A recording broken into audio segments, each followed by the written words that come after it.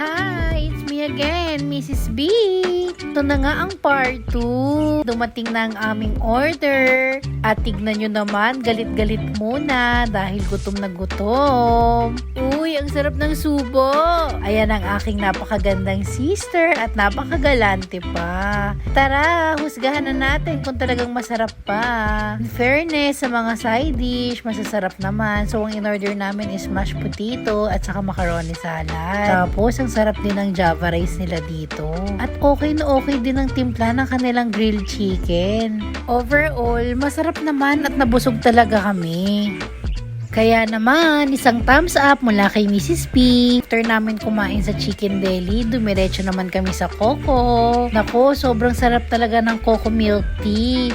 Lalo na pag pinalagyan mo ng pudding. Ayan, ang aking sister inaantok. Sugar rush yan. Inanggardaya, mahilig siya sa matcha, kaya pati ang milk tea niya, matcha flavor.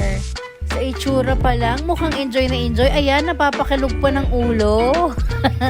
At syempre, hindi papahuli ang mga bagets. Lahat yan, may kanya-kanyang milk tea. Itong isa kong pamangkin, naka-chocolate milk tea. At hi, Neldy! Ang order niya, nakalimutan ko kung ano.